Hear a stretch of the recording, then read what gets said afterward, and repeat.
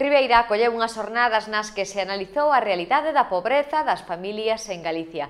No acto organizado por Estó Desahucios do Barbance celebrado no Liceo Marítimo participaron a valedora do pobo Milagros Otero, o xefe do Servizo de Coordinación de Servizos Sociais Comunitarios da Xunta Carlos Santos, a presidenta do Colexio Oficial de Traballo Social de Galicia Marta Capeáns e a responsable da área de Benestar e Igualdade da Deputación da Coruña Ángela Franco.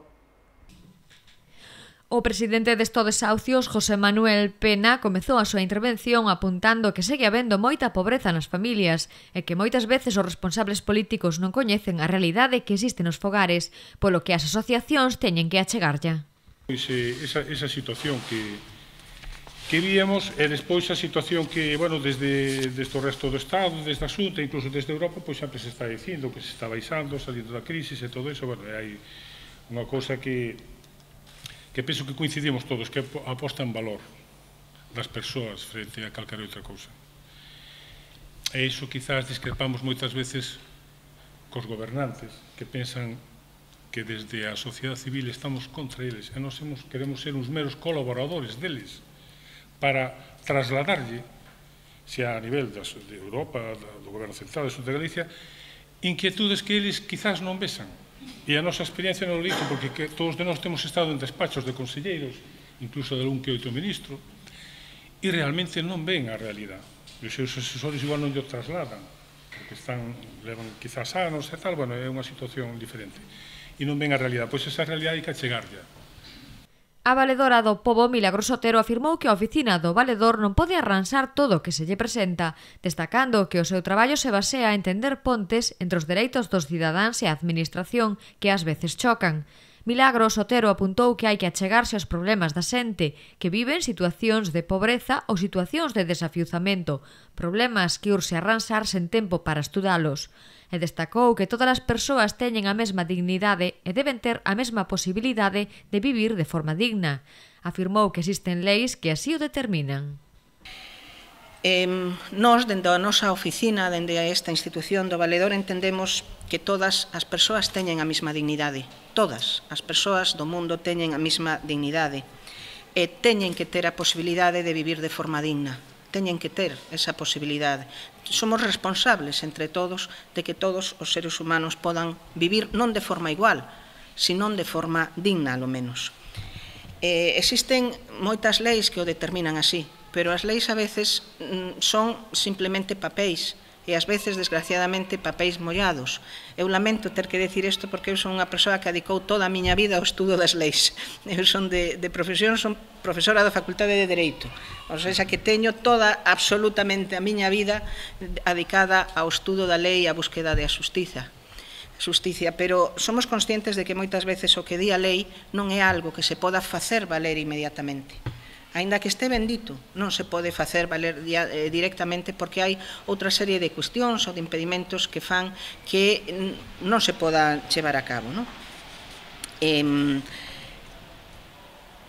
Pero para iso estamos nós, para decir que ás veces non chega, para decir que ás veces hai cousas que non están establecidas en leis ou que están establecidas e están mal establecidas, para decir que é diferente a xusticia formal e a xusticia material.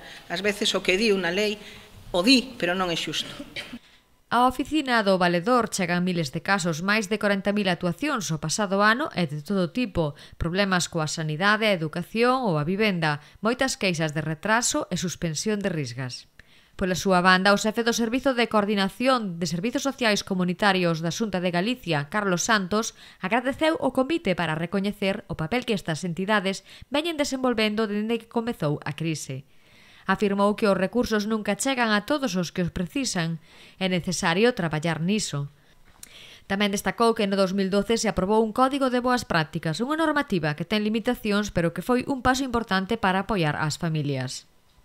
Os recursos, por desgracia, nunca chegan a todos os que o necesitan e bueno, pois a labor dos que traballamos no público pois é intentar buscar as alternativas para solventar as situacións. E, por desgracia, pois non sempre se consigue.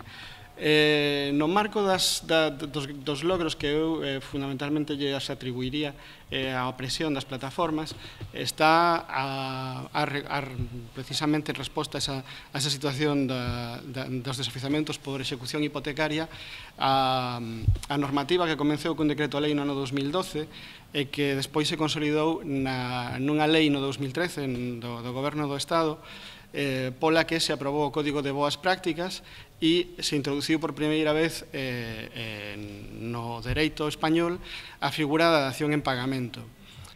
Pola súa banda, responsable de Igualdade da Deputación da Coruña, Ánsela Franco, deu os parabéns a asociacións por solucionar problemas que os políticos fan que non ven, afirmou.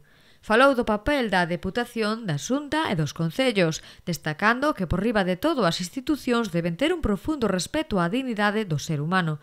Ánsela Franco pediu aos políticos que se mollen e unha maior axilidade da administración. Porque eu creo que hai, e creo que o dixo anteriormente a Valedora do Pobo, que hai unha cousa que se chama dignidade, non? E eu creo que por encima de todo hai que ter un profundo respeto ao ser humano, pero íntegramente, na súa propia dignidade. Porque non se traballa no eido da creación de emprego que, ademais de sacarnos do risco da pobreza, nos arrima á dignidade. Eu creo que ese é o concepto. Hai que practicar non a caridade, senón a solidaridade para que todos teñamos un espacio na sociedade. Pero un espacio digno, señores, digno.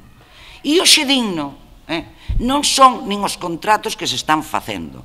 Polo tanto, eu pido aos políticos, e tento aplicarnos, seguramente que con moitísimos erros, practicar a política tamén con todas as palabras en letra grande. Política, pero política de dignidade, non de miseria nin de caridade. Insisto en que hai unha ferramenta que é a política. Eu non podo asumir, nin como política, nin como cidadán, que se este en risco de exclusión enerxética. Non o podo asumir. Porque, mire, eu teño un transformador ao lado e nos meus montes hai eólicos creando enerxía. Polo tanto, a min que alguén me explique, os que fan as leis, como é posible que teñamos falta de luz. A presidenta do Colexio Oficial de Traballo Social de Galicia, Marta Capeáns, destacou os cambios e melloras producidos dende o 2009 e falou das labores dos servizos sociais e dunha clara tendenza privatizadora. Entonces, fixemos referencia á crise toda a tarde e aquí temos un cambio de modelo, que foi o que ocorreu máis ou menos dende o 2008-2009, cando se acabou a época de vacas gordas e houbo que apretarse o cinturón en a administración e nos servizos sociais, houbo que apretalo moito, moito. E, por tanto, isto xera máis gasto en pensións e máis gastos en saúde, en sanidade. Nos servizos sociais, os recortes eran judicialmente despidos a patadas e se iban de 20 en 20, non? Ao xulgado social. Unha clara tendencia privatizadora. Ao acto asistiron numerosas persoas que quixeron coñecer de preto a realidade das familias galegas e agradecer aos membros das distintas plataformas a súa axuda para axudar a paliar numerosas necesidades.